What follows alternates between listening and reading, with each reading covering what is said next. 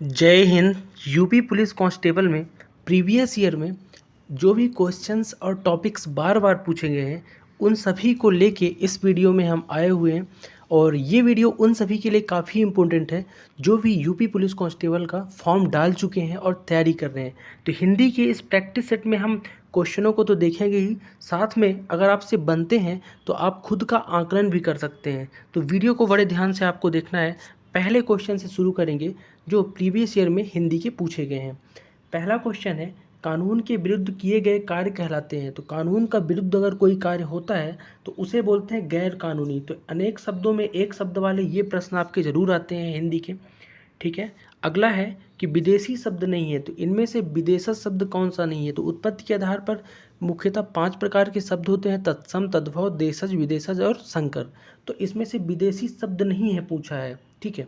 तो इसमें अगर देखोगे तो काजू, कारतूस और ज़मीन ये तीनों विदेशी हैं, लेकिन पेट जो है ना विदेशी शब्द नहीं है, देशज से बन के आया हुआ है। ठीक है। नेक्स्ट है तत्सम शब्द नहीं है। तो इसमें से आपको तत्सम बताना है, नहीं है। तत्सम होते क्या है, तो ऐसे शब्द जो संस्कृत से हूबहू उठा लिए जाएं वो तत्सम होते हैं। जैसे दूध है, तो अगर दुग्ध बोलोगे तो क्या है, वो तत्सम है। ठीक है। बट इसमें से तत्सम नहीं है ये पूछा है। तो इसमें से धृत जो है, चूर्ण और चुंच ये तीनों जो है ना तत्सम है, क्योंकि संस्कृत से उठा लिए गए हैं। बट जो फोर्थ है ना कोड, ये आपका तत्सम शब्द नहीं है। ठीक है। नेक्स्ट है उत्पत्ति के आधार पर शब्द के भेद कितने होते हैं पूछा है। तो उत्पत्ति के आधार पर मूलतः 4 प्रकार के होते हैं, लेकिन कुल 5 प्रकार के। मूलतः 4 प्रकार के कौन कौन से हो जाएंगे आपके, तत्सम, तद्भव और देशज, विदेशज। नेक्स्ट है ऊंचे ऊंचे शब्द उदाहरण है। तो ऊंचे ऊंचे जो शब्द है किसका उदाहरण है आपको ये बताना है। तो ये पुनरुक्त शब्द उदाहरण है। किसका है, पुनरुक्त शब्द। जैसे ऐसे आ जाए, जैसे जैसे, तैसे तैसे, ऊंचे ऊंचे, ये सब कौन से हैं, पुनरुक्त शब्द कहलाते हैं। ठीक है। नेक्स्ट है जो सदा दूसरों पर संदेह करता है उसे क्या बोलते हैं। तो जो हमेशा दूसरों पे संदेह करता है यानी शक करता है तो उसे शंकालु बोलते हैं, शंका करने वाला, शंकालु। नेक्स्ट है किसी विषय की इच्छा, सॉरी, किसी विषय की पूरी छानबीन करना क्या कहलाता है। तो किसी विषय की अगर पूरी छानबीन करने हैं तो उसे विवेचना बोलते हैं। क्या बोलते हैं, विवेचना। जैसे पुलिस वाले जो है ना किसी भी केस की छानबीन करते हैं तो कहते हैं हमारी विवेचना में पाया गया। ठीक है। नेक्स्ट है कि चयन का संधि विच्छेद निम्न में से कौन सा होगा। तो चयन का संधि विच्छेद बताना है। तो चे धन अन, ये इसका राइट आंसर हो जाएगा, संधि विच्छेद। नेक्स्ट है जो पृथ्वी से संबद्ध है, यानी जो पृथ्वी से जुड़ा हुआ है के लिए एक शब्द कौन सा होगा। तो जो पृथ्वी से संबद्ध है ना उसको बोलते हैं पार्थिव। जैसे इस धरती पे सभी चीज़ क्या कहलाती, पार्थिव। ठीक है। पृथ्वी से जुड़ा हुआ। ठीक है।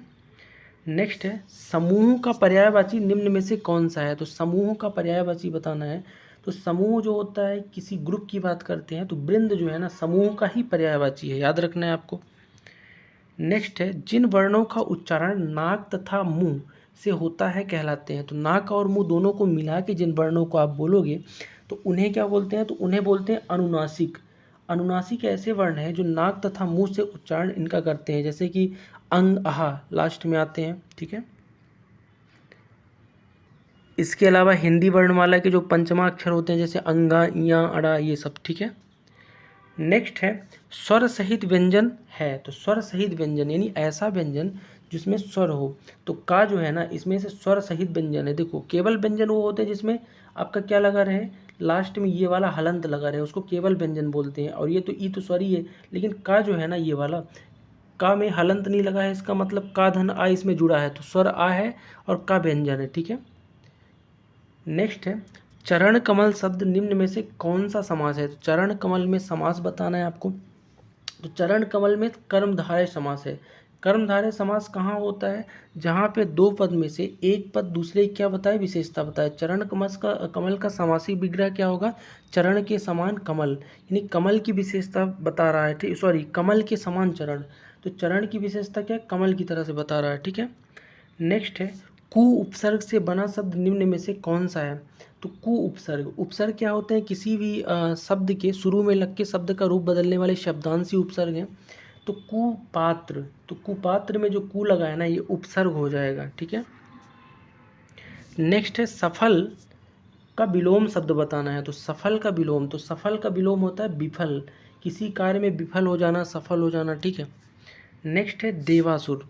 देवासुर शब्द निम्न में से कौन सा समास है? तो देवासुर में आपको समास बताना है, तो द्वंद्व समास है। कौन सा समास है? द्वंद्व समास।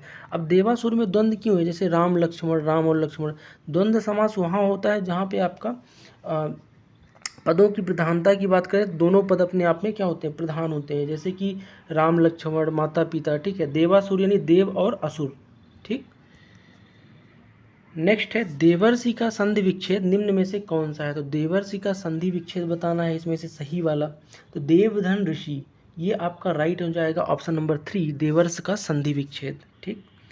नेक्स्ट है लौट कर आया हुआ के लिए एक शब्द निम्न में से कौन सा है? तो लौट कर आया हुआ, इसको बोलते हैं प्रत्यागत। क्या बोलते हैं? प्रत्यागत। आने वाले क्या बोलते हैं? आगत। अगर कोई आया है लेकिन कोई गया है और फिर जाके लौटा है अपने घर, उसको प्रत्यागत बोलते हैं। दोनों में कंफ्यूज नहीं होना है। जिसकी चार भुजाएं हो के लिए एक शब्द बताइए। तो जिसकी चार भुजाएं होती है उसे बोलते हैं चतुर्भुज बोलते हैं, सबको पता है। नेक्स्ट है और आज का लास्ट क्वेश्चन है कि बाण का पर्यायवाची निम्न में से कौन सा है? तो बाण का जो पर्यायवाची होता है इसको तीर भी बोलते हैं, ठीक है। तो ये था आज का हमारा हिंदी का पहला सेगमेंट यूपी पुलिस कांस्टेबल के लिए। तो इनमें से कितने क्वेश्चन आपसे बने हैं 20 में से या बन रहे थे, अपना आकलन करके आप कमेंट बॉक्स में ज़रूर कमेंट करो कितने क्वेश्चन बने थे। बाकी मिलते हैं नेक्स्ट वीडियो में, तब तक के लिए।